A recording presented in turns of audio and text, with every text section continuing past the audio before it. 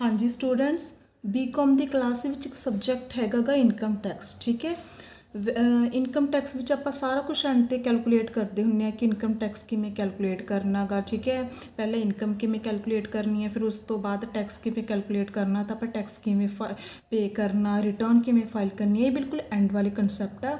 ਇੱਕ ਵਾਰੀ ਅੱਜ ਆਪਾਂ ਬਿਲਕੁਲ ਬੇਸਿਕ ਜਿਹਾ ਇਨਕਮ ਟੈਕਸ ਬਾਰੇ ਪੜਾਂਗੇ ਕਿ ਇਨਕਮ ਟੈਕਸ ਹੁੰਦਾ ਕੀ ਆ ਅਤੇ ਉਸ ਦੇ ਬੇਸਿਕ ਕਨਸੈਪਟ ਜੋ ਆਪਾਂ ਟਰਮਸ ਇਨਕਮ ਟੈਕਸ ਦੇ ਵਿੱਚ यूज़ करते हैं। ठीक है, तो सब तो पहला अज मैं थोड़ा स्टार्टिंग बिल्कुल टैक्स बारे इनकम टैक्स बारे दसूँगी। ठीक है, हाँ जी, अपने इंडिया में सबनों पता कि आप टैक्स पे करते हैं। टैक्स दो तरह के होंगे। ठीक है, direct tax and indirect tax. ठीक है, हाँ जी, डायरैक्ट टैक्स किहड़े होंगे आ? डायरैक्ट टैक्स वो टैक्स होंदा गा जिस दे विच जो परसन टैक्स पे करदा गा, टैक्स का बर्डन अल्टीमेटली उस परसन ते ही आंदा गा। मीनस टैक्स पे करने वाला परसन ते जिस ते टैक्स का बर्डन आंदा गा, दोनों परसन बोथ हर परसन आर सेम। ठीक है, तो इनडायरैक्ट टैक्स किहड़ा हुंदा गा? इनडायरैक्ट टैक्स वो टैक्स आ जिहदे विच टैक्स कोई होर पे करदा गा बट टैक्स का बर्डन की आ किसी होर परसन ते आंदा गा। समझ आ गई? अब मैं एक बार तुहानूं दस भी दिंदी आ। मीनस जिवें टैक्स पे किसने कीते इत्थे ए ने, बट टैक्स का बर्डन अल्टीमेटली किस ते आऊगा? परसन बी ते। बट ये की हुंदा गा? टैक्स पे किसने किया? ए ने, बट टैक्स का जिहड़ा बर्डन हैगा गा वो किस ते आऊगा? परसन ए ते ही आऊगा। हुण हाँ जी, मैं तुहानूं होर थोड़ा डैप्थ विच दस दिंदी है। जिवें पहला मैं दसूँगी तुहानूं indirect tax. Indirect tax which की हुंदा? हाँ जी, हुण देखो आप सारे परसन ना कुछ कंज्यूम करते हैं, कुछ है ना खाण पीण वास्ते, क्लोथ्स वगैरह। ठीक है, ज्वैलरी, कुछ भी जो आप रूटीन विच कुछ भी आर्टिकल्स थिंग्स वगैरह यूज़ करते हैं। ठीक है, तो वो की है बाई चांस कोई भी एक प्रोडक्ट हैगा गा फैक्ट्री विचों मैन्युफैक्चर होया। ठीक है, टैक्स तो उत्ते कोई फैक्ट्री वाले, रिटेलर, होलसेलर टैक्स तो वो पे कर रहे, इनडायरैक्ट टैक्स GST तो पे कर रहे, बट उसका बर्डन अल्टीमेटली की आ सानू कस्टमर नू पे करना पैंदा। तुसीं एक मैगी की एग्जाम्पल लगा लो। मैगी उत्ते जो प्राइस लिखा हुंदा उहदे विच लिखा हुंदा ब्रैकेट च इनकलूसिव ऑफ ऑल टैक्सेस लिखा हुंदा ना। इट मीनस उसते GST भी इनकलूड आ। ठीक है, टैक्स आपां तां नहीं कदे भी शॉपकीपर नू जाके कहंदे कि हाँ जी असीं टैक्स तुहानूं GST प्राइस इन्ना दे रहे हैं ते अलग तो GST इन्ना दे रहे हैं। नहीं ना, आपां प्राइस दे विच ही की हुंदा गा GST की हुंदा गा ऐड। ठीक है, लेकिन ਜਿਹੜਾ GST पे तो कौन कर चुके अगर रिटेलर, होलसेलर ते मैन्युफैक्चरर, पर उसका अल्टीमेटली बर्डन किस ते आया? मेरे ते, कस्टमर ते। किवें बर्डन आया? क्योंकि उसते जो मैनू प्राइस पे करना पिया उसते विच GST ऑलरेडी ऐड होने तो बाद उन्होंने प्राइस फिक्स किया तो वह प्राइस की है मैनू पे करना पिया। इस करके कहांगे कि ये टैक्स किने पे किया गा? किसी होर परसन ने, पर उसका बर्डन की आएगा किसी होर परसन दे। एज एग्जाम्पल जो मेन अपना इनडायरैक्ट टैक्स जो चल रहा इंडिया विच वो की हैगा गा? Goods and services tax. जो अपना फेमस इनडायरैक्ट टैक्स है वो किहड़ा गा? Goods and service tax. हुण हाँ जी, आप आने आपदे इनकम टैक्स ते।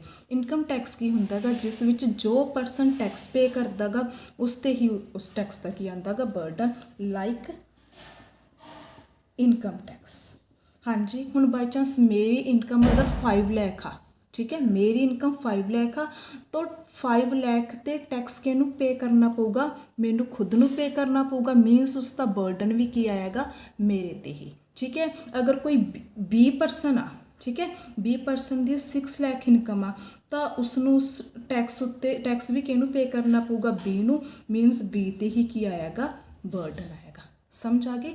इनकम टैक्स वो आ जिस उत्ते बर्डन वाले परसन ते पे करने वाला परसन की हुंदा गा सेम। ठीक है, हुण अज आपां अगे डैप्थ च पढ़ते हैं। इनकम टैक्स दे रिलेटेड जो भी सारिया प्रोविजनस आ किहड़े एक्ट दे अंडर आ? Income tax act 1961। ठीक है, इनकम टैक्स 1961 किस दे लई बनिया होया गा? इनकम टैक्स दे लई बनिया होया। ठीक है, हाँ जी, हुण उस तो बाद आपां बेसिक इहदे विच जो कुछ टर्म्स यूज़ होंदियां हैं। ठीक है, वो आपां थोड़े जे मैं थोनों ना फीचर्स करवा देनी है। एक बार basic features of income tax. Income tax के फीचर्स की है। ठीक है, फर्स्ट फीचर हैगा हाँ जी, levied as per the constitution. ਹਾਂਜੀ ਜੋ ਇਨਕਮ ਟੈਕਸ ਆ ਉਹ ਇਹ ਨਹੀਂ ਹੈਗਾ ਗਾ ਕਿ ਹਾਂਜੀ ਕੋਈ ਮਿਊਨਿਸਪਲ ਕਾਰਪੋਰੇਸ਼ਨ ਲੈ ਰਹੀ ਆ ਜਾਂ ਕੋਈ ਪੰਚਾਇਤ ਗਵਰਨਮੈਂਟ ਲੈ ਰਹੀ ਆ ਜਾਂ ਸਟੇਟ ਨਹੀਂ। ਜੋ ਟੈਕਸ ਹੈਗਾ ਗਾ ਕਿਹਦੇ ਵੱਲੋਂ ਲਗਾਇਆ ਗਾ? ਸਾਡੇ ਕਨਸਟੀਟਿਊਸ਼ਨ ਵੱਲੋਂ, ਸੰਵਿਧਾਨ ਨੇ ਇਹ ਰੂਲ ਬਣਾਇਆ ਗਾ ਕਿ ਹਰ ਪਰਸਨ ਜੋ ਇੰਡੀਆ ਵਿੱਚ ਇਨਕਮ ਅਰਨ ਕਰ ਰਿਹਾ ਗਾ ਉਸ ਨੂੰ ਆਪਣੀ ਇਨਕਮ ਦਾ ਕੁਛ ਕੁ ਪਰਸੈਂਟੇਜ ਜੋ ਵੀ ਸਭ ਦੇ ਲਈ ਬਣਿਆ ਗਾ ਉਹ ਟੈਕਸ ਦੇਣਾ ਹੀ ਪਊਗਾ। ਠੀਕ ਹੈ। ਹਾਂਜੀ ਸੈਕਿੰਡ ਹੈਗਾ ਗਾ ਇਸ ਦਾ feature ਲੀਵਡ bye central government.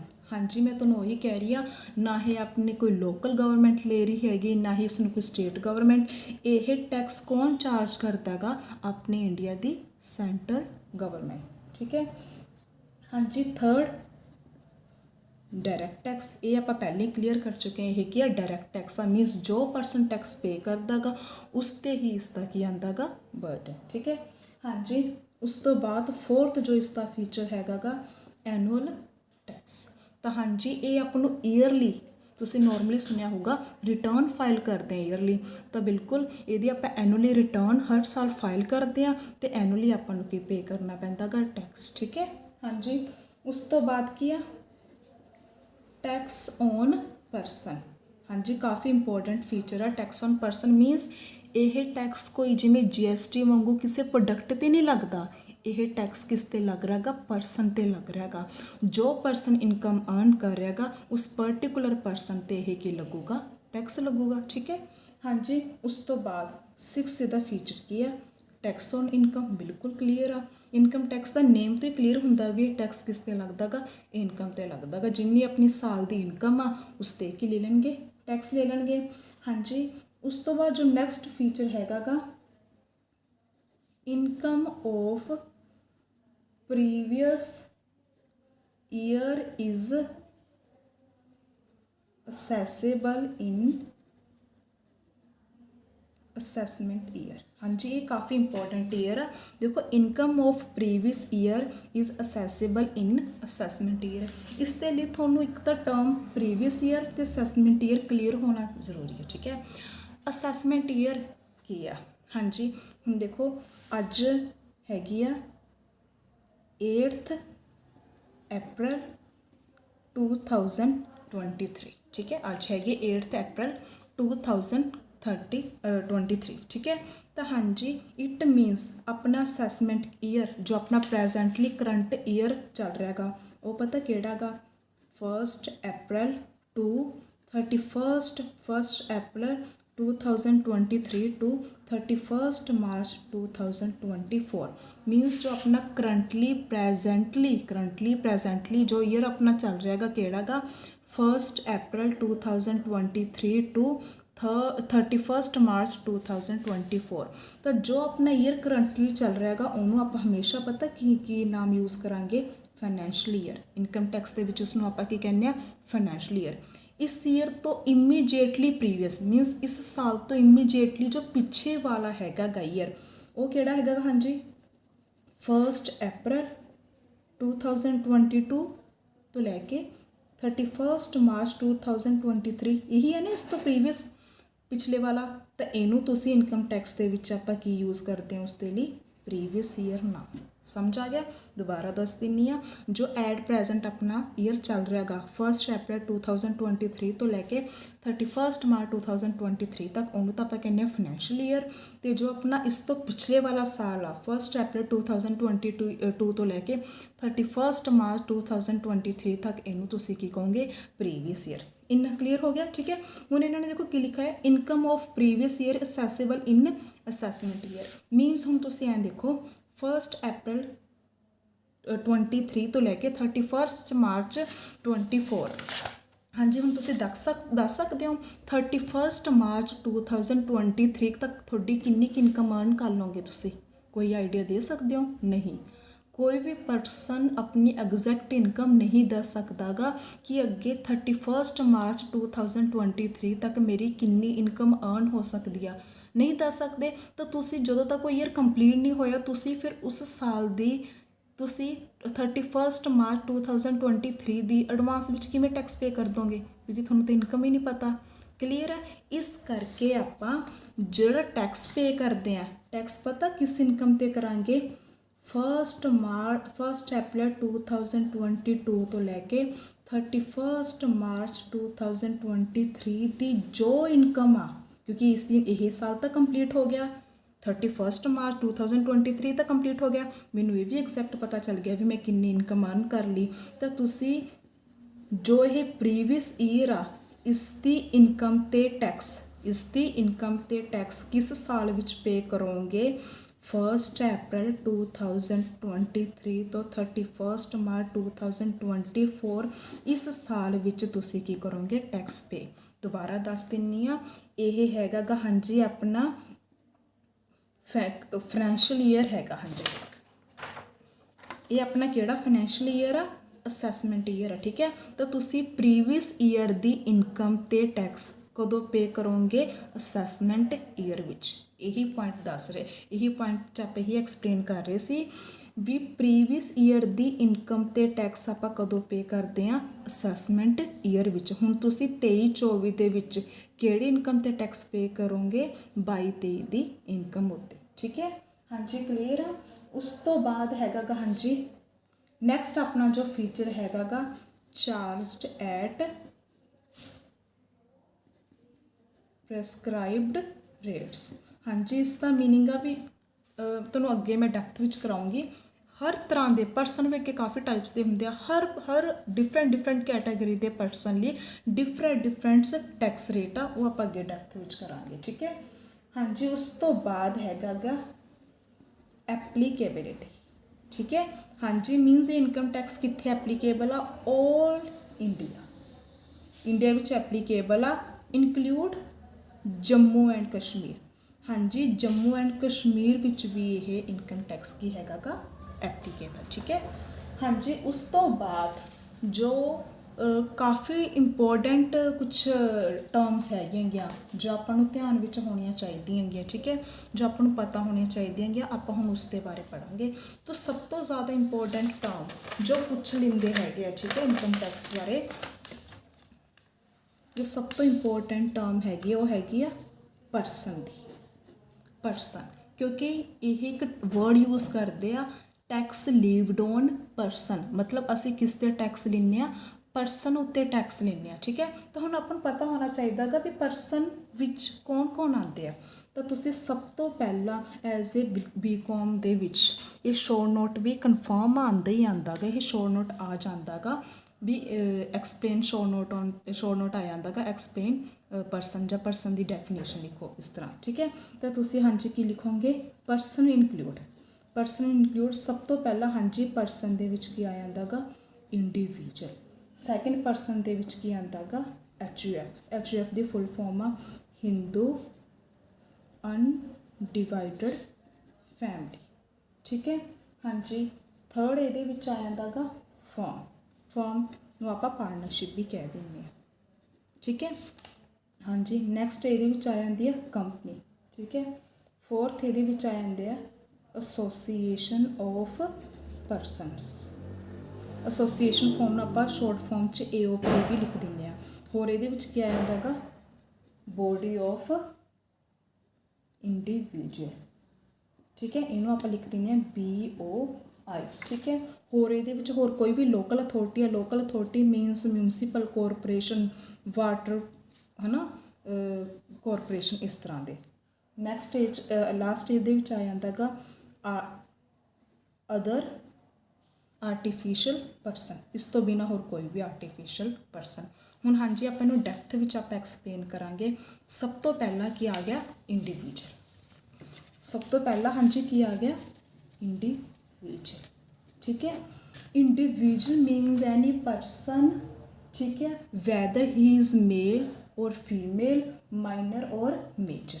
Individual means हुंदा गा नैचुरल ह्यूमन बीइंग, जिमें हाँ जी आपां सारे, ठीक है, कोई राम श्याम गीता रमन एटसेट्रा, कोई भी पर्सन इंडिविजुअल मीन्स कोई भी कोई मेल कोई फीमेल, ठीक है, कोई यंग कोई ओल्ड एज पर्सन, कोई माइनर मीन्स कोई 18 साल तो छोटा, कोई मेजर मीन्स 18 साल तो ऊपर, मीन्स ਇਹ ਸਾਰੇ ਕਿਸ ਕੈਟਾਗਰੀ ਵਿੱਚ ਆ ਜਾਂਦੇ ਆ? ਇੰਡੀਵਿਜੂਅਲ। ਜੋ ਹਿਊਮਨ ਬੀਇੰਗ ਆ, ਨੈਚੁਰਲ ਜਿਉਂਦੇ ਜਾਗਦੇ ਪਰਸਨ, ਉਹਨੂੰ ਆਪਾਂ ਕੀ ਕਹਿੰਦੇ ਆ? ਇੰਡੀਵਿਜੂਅਲ। ਤਾਂ ਸਭ ਤੋਂ ਪਹਿਲਾ ਪਰਸਨ ਦੀ ਡੈਫੀਨੇਸ਼ਨ ਵਿੱਚ ਕੌਣ ਆ ਰਿਹਾ ਹੈਗਾ? ਇੰਡੀਵਿਜੂਅਲ।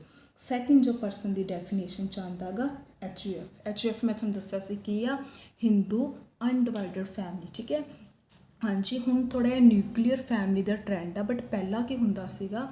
ਮੋਸਟਲੀ ਜੁਆਇੰਟ ਫੈਮਿਲੀ ਹੁੰਦੀ ਸੀ, ਅਤੇ ਜੁਆਇੰਟ ਫੈਮਿਲੀ ਦੇ ਵਿੱਚ ਕੀ ਹੁੰਦਾ ਸੀ? ਉਹਨਾਂ ਦਾ ਇੱਕ ਕਾਮਨ ਬਿਜ਼ਨਸ ਹੁੰਦਾ ਸੀ, ਅਤੇ ਜਿਹਦੇ ਵਿੱਚ ਜੋ ਫੈਮਿਲੀ ਦਾ ਸਭ ਤੋਂ ਓਲਡ ਪਰਸਨ ਸੀ ਜਾਂ ਵੱਡਾ ਪਰਸਨ ਸੀ, ਚਾਹੇ ਦਾਦਾ ਚਾਹੇ ਵੱਡਾ ਬ੍ਰਦਰ, ਉਹ ਕੀ ਹੁੰਦਾ ਸੀ? ਮੇਨ ਉਸ ਘਰ ਦਾ ਕੀ ਹੁੰਦਾ ਸੀ? ਮੁਖੀਆ ਹੁੰਦਾ ਸੀ, ਠੀਕ ਹੈ। ਅਤੇ ਉਹਨਾਂ ਦਾ ਸਭ ਦਾ ਬਿਜ਼ਨਸ ਕੀ ਹੁੰਦਾ ਸੀਗਾ? ਇੱਕ ਕਾਮਨ ਬਿਜ਼ਨਸ ਹੁੰਦਾ ਸੀਗਾ, ਠੀਕ ਹੈ। ਤਾਂ ਅਗਰ ਕਿਸੇ ਕੋਈ ਇਸ ਤਰ੍ਹਾਂ ਦੀ ਹਿੰਦੂ ਅਨਡਿਵਾਈਡਡ ਜੁਆਇੰਟ ਫੈਮਿਲੀ ਹੈਗੀ ਆ ਜਿਨ੍ਹਾਂ ਦਾ ਕਾਮਨ ਬਿਜ਼ਨਸ ਆ, ਅਗਰ ਉਹਨਾਂ ਨੂੰ ਵੀ ਇਸ ਬਿਜ਼ਨਸ ਤੋਂ ਕੋਈ ਇਨਕਮ ਅਰਨ ਹੋ ਰਹੀ ਆ, ਠੀਕ ਹੈ, ਤਾਂ ਉਹ ਵੀ ਟੈਕਸ ਦੇਣ ਲਈ ਕੀ ਹੈਗੇ ਆ? ਲਾਇਬਲ ਹੈਗੇ ਆ। ਤਾਂ ਸੈਕਿੰਡ ਕੈਟਾਗਰੀ ਦਾ ਪਰਸਨ ਕੌਣ ਆ ਗਿਆ? ਹਿੰਦੂ ਅਨਡਿਵਾਈਡਡ ਫੈਮਿਲੀ, ਜਿਹਨੂੰ ਆਪਾਂ ਕੀ ਕਹਿੰਦੇ ਆ? Joint family. ਤਾਂ ਪੂਰੀ ਜੁਆਇੰਟ ਫੈਮਿਲੀ ਨੂੰ ਮਿਲਾ ਕੇ ਇੱਕ ਜੁਆਇੰਟ ਫੈਮਿਲੀ ਦੇ ਇੱਕ ਮੈਂਬਰ ਨਹੀਂ ਲੈਣਾ, ਜੁਆਇੰਟ ਫੈਮਿਲੀ ਦੇ ਜਿੰਨੇ ਵੀ 25 30 15 ਜਿੰਨੇ ਵੀ ਸਾਰੇ ਮੈਂਬਰ ਆ, ਸਭ ਨੂੰ ਮਿਲਾ ਕੇ ਕੀ ਬਣੇਗਾ? ਇੱਕ HUF। ਉਹ ਵੀ ਇਨਕਮ ਟੈਕਸ ਦੀ ਆਈਜ਼ ਦੇ ਵਿੱਚ ਉਹ ਵੀ ਕੀ ਹੈਗਾ ਗਾ? ਇੱਕ ਪਰਸਨ। ਪੂਰੀ ਹਿੰਦੂ ਅਨਡਿਵਾਈਡਡ ਫੈਮਿਲੀ ਕੀ ਆ? ਇਨਕਮ ਟੈਕਸ ਲੋ ਦੇ ਆਈਜ਼ ਵਿੱਚ ਕੀ ਆ? ਉਹ ਪਰਸਨ ਹੈਗੀ ਆ। ਹਾਂਜੀ, ਚਲ ਮੈਂ ਥੋੜ੍ਹਾ ਬਹੁਤ ਤੁਹਾਨੂੰ ਦੱਸ ਦਿੰਦੀ ਹਾਂ। ਜੋ ਮੇਨ ਹੈੱਡ ਪਰਸਨ ਹੁੰਦਾ ਗਾ ਹਿੰਦੂ ਅਨਡਿਵਾਈਡਡ ਫੈਮਿਲੀ ਦਾ, ਉਹਨੂੰ ਆਪਾਂ ਕਹਿੰਦੇ ਹਾਂ ਹਾਂਜੀ ਕਰਤਾ, ਠੀਕ ਹੈ। ਅਤੇ ਬਾਕੀ ਜਿਹੜੇ ਹੈੱਡ ਤੋਂ ਬਿਨਾਂ ਬਾਕੀ ਸਾਰੇ ਉਸ ਜੁਆਇੰਟ ਫੈਮਿਲੀ ਦੇ ਮੈਂਬਰ ਹੁੰਦੇ ਆ, ਉਹਨੂੰ ਆਪਾਂ ਕਹਿ ਦਿੰਦੇ ਹਾਂ ਕੋਪਾਰਸੇਨਰਸ, ਠੀਕ ਹੈ। ਹਾਂਜੀ, ਇਹ ਕਿਹੜੇ ਐਕਟ ਦੇ ਅੰਦਰ ਆਉਂਦੀ ਆ? ਹਿੰਦੂ ਲੋ ਦੇ ਅੰਡਰ ਆਉਂਦਾ ਗਾ, ਜਿਹੜੀ ਹਿੰਦੂ ਅਨਡਿਵਾਈਡਡ ਫੈਮਿਲੀ ਹੈ, ਹਿੰਦੂ। ਥਰਡ ਆ ਗਿਆ ਹਾਂਜੀ ਫਰਮ। ਫਰਮ ਮੀਨਸ ਨੂੰ, ਫਰਮ ਨੂੰ ਮੈਂ ਤੁਹਾਨੂੰ ਦੱਸਿਆ ਸੀ, ਹੋਰ ਆਪਾਂ ਕੀ ਕਹਿ ਦਿੰਦੇ ਹਾਂ? ਪਾਰਟਨਰਸ਼ਿਪ ਵੀ ਕਹਿ ਦਿੰਦੇ ਹਾਂ, ਠੀਕ ਹੈ। ਪਾਰਟਨਰਸ਼ਿਪ ਦਾ ਮੀਨਸ ਤੁਹਾਨੂੰ ਦੱਸਿਆ ਵੀ ਜਿਵੇਂ ਬਾਈ ਚਾਂਸ ਦੋ ਜਾਂ ਦੋ ਤੋਂ ਵੱਧ ਪਰਸਨ, ਬਾਈ ਚਾਂਸ ਕੋਈ 4 ਪਰਸਨ ਆ, ਉਹਨਾਂ ਨੇ ਸੋਚਿਆ ਆਪਾਂ ਕੋਈ ਬਿਜ਼ਨਸ ਸਟਾਰਟ ਕਰ ਲੈਂਦੇ ਹਾਂ, ਠੀਕ ਹੈ। ਉਸ ਬਿਜ਼ਨਸ ਨੂੰ ਆਪਾਂ ਸਾਰੇ ਨੇ ਮਤਲਬ ਥੋੜ੍ਹੀ ਕੈਪੀਟਲ, ਮੈਂ ਜਿਵੇਂ ਮੈਂ ਕਹਿਤਾ ਹਾਂਜੀ ਅਸੀਂ 4 ਪਰਸਨ ਨੇ ਮਿਲ ਕੇ ਸੋਚਿਆ ਕਿ ਅਸੀਂ ਬਿਜ਼ਨਸ ਸਟਾਰਟ ਕਰ ਲੈਂਦੇ ਹਾਂ। 2 ਲੱਖ ਮੈਂ ਇਨਵੈਸਟ ਕਰ ਦੂੰਗਾ, ਦੂਸਰਾ ਪਰਸਨ ਕਹਿੰਦਾ ਮੈਂ 3 ਲੱਖ ਕਰ ਦੂੰਗਾ, ਥਰਡ ਪਰਸਨ ਕਹਿੰਦਾ ਮੈਂ 1 ਲੱਖ ਇਨਵੈਸਟ ਕਰ ਦੂੰਗਾ, ਅਤੇ ਫੋਰਥ ਪਰਸਨ ਕਹਿੰਦਾ ਮੈਂ ਵੀ 1 ਲੱਖ। ਜਿਵੇਂ ਆਪਾਂ ਦੇਖੋ ABCD 4 ਪਰਸਨ ਆ, ਉਹ ਕਹਿੰਦੇ ਅਸੀਂ ਮਨੀ ਇਨਵੈਸਟ ਕਰਨੀ ਹੈ। ਮੈਂ ਕਿਹਾ ਮੈਂ 1 ਲੱਖ ਇਨਵੈਸਟ ਕਰ ਦੂੰਗੀ, B ਕਹਿੰਦਾ ਮੈਂ 2 ਲੱਖ ਇਨਵੈਸਟ ਕਰ ਦੂੰਗਾ, ਇਹ ਕਹਿੰਦਾ ਮੈਂ 1 ਲੱਖ ਕਰ ਦੂੰਗਾ, ਇਹ ਕਹਿੰਦਾ ਮੈਂ ਕਿੰਨੀ ਇਨਵੈਸਟ ਕਰ ਦੂੰਗਾ? 3 ਲੱਖ। ਮੀਨਸ ਚਾਰੋਂ ਪਰਸਨ ਨੇ ਮਿਲ ਕੇ ਮਨੀ ਕੀ ਕਰਤੀ? ਇਨਵੈਸਟ। ਮਨੀ ਇਨਵੈਸਟ ਕਰਕੇ ਇਹਨਾਂ ਨੇ ਚਾਰਾਂ ਨੇ ਮਿਲ ਕੇ ਇੱਕ ਕਾਮਨ ਬਿਜ਼ਨਸ ਸਟਾਰਟ ਕਰ ਲਿਆ। ਕੀ ਕਰ ਲਿਆ? ਕਾਮਨ ਬਿਜ਼ਨਸ ਕੀ ਕਰ ਲਿਆ? ਸਟਾਰਟ ਕਰ ਲਿਆ, ਠੀਕ ਹੈ। ਜੋ ਵੀ ਇਸ ਬਿਜ਼ਨਸ ਤੋਂ ਪ੍ਰੋਫਿਟ ਹੋਊਗਾ ਉਹ ਆਪਦੇ ਵਿੱਚ ਕੀ ਕਰ ਲੈਣਗੇ? ਡਿਵਾਈਡ ਕਰ ਲੈਣਗੇ। ਇਹਨੂੰ ਆਪਾਂ ਕੀ ਕਹਿੰਦੇ ਆ? ਪਾਰਟਨਰਸ਼ਿਪ। ਕਲੀਅਰ ਹੋ ਗਿਆ? ਪਾਰਟਨਰਸ਼ਿਪ ਦਾ ਮਤਲਬ ਕੀ ਹੈ? ਜਦੋਂ 3-4 ਮਤਲਬ 2 ਤੋਂ ਜ਼ਿਆਦਾ ਪਰਸਨ ਹੋਣੇ ਇਹਦੇ ਵਿੱਚ ਜ਼ਰੂਰੀ ਆ। 2 ਜਾਂ 2 ਤੋਂ ਜ਼ਿਆਦਾ ਪਰਸਨ ਮਿਲ ਕੇ ਬਿਜ਼ਨਸ ਸਟਾਰਟ ਕਰ ਲੈਣ ਅਤੇ ਜੋ ਵੀ ਪ੍ਰੋਫਿਟ ਹੋਊਗਾ ਉਹ ਆਪਣੇ ਵਿੱਚ ਸ਼ੇਅਰ ਕਰ ਲੈਣ, ਤਾਂ ਇਸ ਨੂੰ ਆਪਾਂ ਕੀ ਕਹਿੰਦੇ ਆ? ਪਾਰਟਨਰਸ਼ਿਪ। ਤਾਂ ਥਰਡ ਜੋ ਪਰਸਨ ਆ ਇਨਕਮ ਟੈਕਸ ਦੇ ਅਕੋਰਡਿੰਗ ਉਹ ਕੀ ਹੈਗੀ ਆ? ਫਰਮ, ਠੀਕ ਹੈ। ਫੋਰਥ ਕੀ ਆ ਗਈ? ਕੰਪਨੀ। ਕੰਪਨੀਜ਼ ਦੇ ਵਿੱਚ ਆ ਜਾਂਦੇ ਆ ਹਾਂਜੀ ਕੋਈ ਵੀ ਇੰਡੀਵਿਜੂਅਲ ਵੀ ਕਰ ਲਿਆ, HUF ਵੀ ਕਰ ਲਿਆ, ਫਰਮ। ਜੋ ਫੋਰਥ ਪਰਸਨ ਕਿਹੜੀ ਹੈਗੀ ਆ? ਕੰਪਨੀ ਆ। ਕੰਪਨੀ ਕਿਹੜੀ ਹੁੰਦੀ ਆ? ਕੰਪਨੀ ਉਹ ਹੁੰਦੀ ਆ ਜੋ ਕੰਪਨੀ ਐਕਟ 2013 ਦੇ ਅੰਡਰ ਜੋ ਕੰਪਨੀਜ਼ ਇਹਦੇ ਅੰਡਰ ਰਜਿਸਟਰਡ ਹੈਗੀਆਂ ਉਹਨੂੰ ਆਪਾਂ ਕੀ ਕਹਿੰਦੇ ਆ? ਕੰਪਨੀਜ਼ ਕਹਿੰਦੇ ਆ, ਠੀਕ ਹੈ। ਹਾਂਜੀ, ਇਹਦੇ ਮੈਂ ਤੁਹਾਨੂੰ ਕੋਈ ਵੀ ਜਿੰਨੇ ਵੀ ਬੈਂਕਸ ਆ, ਠੀਕ ਹੈ, ਬੈਂਕ ਆ ਜਾਂਦੇ ਆ, ਠੀਕ ਹੈ। ਕੰਪਨੀਜ਼ 2 ਤਰ੍ਹਾਂ ਦੀ ਹੁੰਦੀ ਆ, ਪ੍ਰਾਈਵੇਟ ਕੰਪਨੀ ਹੋ ਗਈ, ਠੀਕ ਹੈ, ਪਬਲਿਕ ਕੰਪਨੀ ਹੋ ਗਈ। ਹੁਣ ਇਹਨਾਂ 'ਚ ਡਿਫਰੈਂਸ ਕੀ ਆ? ਪ੍ਰਾਈਵੇਟ ਕੰਪਨੀ ਦੇ ਪਿੱਛੇ ਹਮੇਸ਼ਾ ਨਾਮ ਦੇ ਪਿੱਛੇ ਲਿਖਿਆ ਹੋਊਗਾ ਪ੍ਰਾਈਵੇਟ ਲਿਮਟਿਡ, ਅਤੇ ਪਬਲਿਕ ਕੰਪਨੀ ਦੇ ਪਿੱਛੇ ਹਮੇਸ਼ਾ ਕੀ ਲਿਖਿਆ ਹੋਊਗਾ? ਇਕੱਲਾ ਲਿਮਟਿਡ ਵਰਡ ਯੂਜ਼ ਕੀਤਾ ਹੋਊਗਾ, ਠੀਕ ਹੈ। ਜਿੰਨੇ ਵੀ ਬੈਂਕਸ ਆ ਗਏ ਇਹ ਵੀ ਇੱਕ ਤਰ੍ਹਾਂ ਦੇ ਕੰਪਨੀਜ਼ ਆ, ਚਾਹੇ ਆਪਾਂ ਇਹਨਾਂ ਨੂੰ ਕਹਿ ਦਿੰਦੇ ਬੈਂਕ ਆ, ਪਰ ਬੈਂਕ ਕੀ ਆ? ਪਾਰਟਨਰਸ਼ਿਪ ਆ, ਇੰਡੀਵਿਜੂਅਲ ਆ ਕਿ HUF ਆ? ਨਹੀਂ, ਬੈਂਕ ਕੀ ਆ? ਕੰਪਨੀਜ਼ ਆ, ਠੀਕ ਹੈ। ਜੋ ਪ੍ਰਾਈਵੇਟ ਬੈਂਕ ਹੁੰਦੇ ਆ ਕੁਛ ਕੀ ਹੁੰਦੇ ਆ? ਪਬਲਿਕ ਬੈਂਕ ਹੁੰਦੇ ਆ, ਠੀਕ ਹੈ। ਹਾਂਜੀ, ਕਲੀਅਰ ਹੋ ਗਿਆ? ਉਸ ਤੋਂ ਬਾਅਦ ਫੋਰਥ ਕੀ ਆ ਗਿਆ? ਹਾਂਜੀ ਐਸੋਸੀਏਸ਼ਨ ਆਫ ਕਹਿੰਦੇ ਆ ਪਰਸਨ ਅਤੇ ਬੋਡੀ ਆਫ ਇੰਡੀਵਿਜੂਅਲ। ਜਿਵੇਂ ਆਪਾਂ ਹੋਰ ਕੋਆਪਰੇਟਿਵ ਸੁਸਾਇਟੀਜ਼ ਕਾਫੀ ਇਸ ਤੋਂ ਬਿਨਾਂ ਦੇਖਦੇ ਹਾਂ, ਜਿਵੇਂ ਕੋਈ ਕੋਆਪਰੇਟਿਵ ਸੁਸਾਇਟੀਜ਼ ਹੁੰਦੀਆਂ, ਜਿਵੇਂ ਆਪਾਂ ਤੁਸੀਂ ਨੋਰਮਲੀ ਵੇਰਕਾ ਸੁਣਿਆ ਹੋਊਗਾ, ਇੱਕ ਔਰਗਨਾਈਜੇਸ਼ਨ ਆ, ਮਾਰਕਫੈਡ ਆ ਗਿਆ, ਠੀਕ ਹੈ, ਨੇਫਟ ਆ ਗਿਆ। ਇਹ ਸਾਰੀਆਂ ਕੀ ਆ ਗਈਆਂ? ਨਾ ਤਾਂ ਇਹ ਇੰਡੀਵਿਜੂਅਲ ਆ, ਨਾ HUF ਆ, ਨਾ ਹੀ ਫਰਮ, ਨਾ ਹੀ ਕੰਪਨੀ ਆ। ਇਹ ਕਿਸ ਕੈਟਾਗਰੀ ਦੇ ਵਿੱਚ ਆ ਜਾਂਦੀਆਂ ਹੈਗੀਆਂ? BOI ਅਤੇ AOP, ਦੇ ਵਿੱਚ, ਤੇ ਇਹ ਵੀ ਕੀ ਆ ਇਨਕਮ ਟੈਕਸ ਦੇ ਅਕੋਰਡਿੰਗ ਕੀ ਆ ਪਰਸਨ ਆ। ਠੀਕ ਹੈ, ਉਸ ਤੋਂ ਬਾਅਦ ਆ ਗਿਆ ਹਾਂਜੀ ਨੈਕਸਟ ਕੀ ਆ ਗਿਆ ਲੋਕਲ ਅਥਾਰਟੀ। ਲੋਕਲ ਅਥਾਰਟੀ ਦੇ ਵਿੱਚ ਆ ਜਾਂਦਾ ਹਾਂਜੀ ਜਿਵੇਂ ਆਪਾਂ ਆ ਜਾਂਦੇ ਹਾਂਜੀ ਮਿਊਨਸੀਪਲ ਕੋਰਪੋਰੇਸ਼ਨਸ ਆ ਜਾਂਦੇ ਆ, ਜਿਵੇਂ ਆਪਾਂ ਨਗਰ ਨਿਗਮ ਕਹਿ ਦਿੰਦੇ ਹਾਂ ਹਾਂਜੀ, ਕਹਿੰਦੇ ਆ ਅਰਬਨ ਏਰੀਆ ਵਿੱਚ ਮਿਊਨਸੀਪਲ ਕੋਰਪੋਰੇਸ਼ਨ ਆ ਗਿਆ। ਠੀਕ ਹੈ, ਵਿਲੇਜਸ ਦੇ ਵਿੱਚ ਪੰਚਾਇਤ ਆ ਗਿਆ। ਠੀਕ ਹੈ, ਕੋਈ ਆਪਾਂ ਕਹਿ ਦਿੰਦੇ ਹਾਂ ਪੋਰਟ ਦੀ ਟਰਸਟ ਹੈਗੀ ਆ, ਕੋਈ ਆਪਾਂ ਛੋਟੇ ਛੋਟੇ ਬੋਰਡ ਕਹਿ ਦਿੰਦੇ ਹਾਂ ਜਿਵੇਂ ਵਾਟਰ ਵਰਕਸ ਬੋਰਡ ਹੋ ਗਿਆ। ਠੀਕ ਹੈ, ਕਹਿੰਦੇ ਆ ਇਸ ਤਰ੍ਹਾਂ ਦੇ ਆ ਗਏ, ਇਲੈਕਟ੍ਰੀਸਿਟੀ ਬੋਰਡ ਆ ਗਏ, ਇਹ ਸਾਰੇ ਕਿਹਦੇ ਵਿੱਚ ਆ ਜਾਂਦੇ ਆ ਲੋਕਲ ਅਥਾਰਟੀ ਦੇ ਵਿੱਚ। ਜੋ ਲਾਸਟ ਆਪਣਾ ਪਰਸਨ ਦੀ ਡੈਫੀਨੇਸ਼ਨ ਵਿੱਚ ਆ ਗਿਆ ਅਦਰ ਆਰਟੀਫਿਸ਼ੀਅਲ ਪਰਸਨ। ਕਹਿੰਦੇ ਇਸ ਤੋਂ ਬਿਨਾਂ, ਇੰਨਾ ਮੈਂ 4-5 ਤੁਹਾਨੂੰ ਕਰਵਾਤੇ, ਇਸ ਤੋਂ ਬਿਨਾਂ ਅਗਰ ਹੋਰ ਕੋਈ ਆਰਟੀਫਿਸ਼ੀਅਲ ਮੀਨਸ ਜਿਉਂਦਾ ਜਾਗਦਾ ਨਹੀਂ ਹੈਗਾ, ਉਸ ਤੋਂ ਬਿਨਾਂ ਹੋਰ ਕੋਈ ਵੀ ਆ ਜਾਂਦਾ ਗਾ ਉਹ ਲਾਸਟ ਇਸ ਕੈਟਾਗਰੀ। ਜਿਵੇਂ ਇਹਦੇ ਵਿੱਚ ਕਿਹੜੀਆਂ ਆਉਂਦੀਆਂ ਯੂਨੀਵਰਸਿਟੀ ਕਾਲਜਸ। ਠੀਕ ਹੈ, ਹੁਣ ਉਹ ਵੀ ਇਨਕਮ ਤਾਂ ਅਰਨ ਕਰਦੇ ਆ, ਯੂਨੀਵਰਸਿਟੀ ਵੀ ਕਾਲਜਸ ਵੀ, ਟੈਕਸ ਤਾਂ ਉਹਨਾਂ ਨੂੰ ਵੀ ਪੇ ਕਰਨਾ ਪਊਗਾ। ਉਹ ਕਿਸ ਕੈਟਾਗਰੀ ਦੇ ਵਿੱਚ ਆ ਜਾਂਦੇ ਆ ਅਦਰ ਆਰਟੀਫਿਸ਼ੀਅਲ। ਤਾਂ ਮੀਨਸ ਪਰਸਨ ਦਾ ਜਿਹੜਾ ਤੁਹਾਨੂੰ ਮੀਨਿੰਗ ਆ ਮੈਂ ਡੈਪਥ ਵਿੱਚ ਕਲੀਅਰ ਕਰਤਾ। ਪਰਸਨ ਵਿੱਚ ਇੰਡੀਵਿਜੂਅਲ ਆ ਜਾਂਦਾ, HUF ਆ ਜਾਂਦਾ, ਫਰਮ ਆ ਜਾਂਦਾ, company, AOP, BOI, local authority ਅਤੇ ਅਦਰ ਆਰਟੀਫਿਸ਼ੀਅਲ ਪਰਸਨ। ਠੀਕ ਹੈ ਹਾਂਜੀ, ਤੁਹਾਨੂੰ ਜੋ ਅੱਜ ਕਰਵਾਇਆ ਇਸ ਕਲਾਸ ਦੇ ਵਿੱਚ ਤੁਹਾਨੂੰ ਇਹ ਸਮਝ ਆਇਆ ਹੋਊਗਾ। ਨੈਕਸਟ ਜੋ ਕਨਸੈਪਟ ਆਪਾਂ ਨੈਕਸਟ ਕਲਾਸ ਵਿੱਚ ਕਰਾਂਗੇ।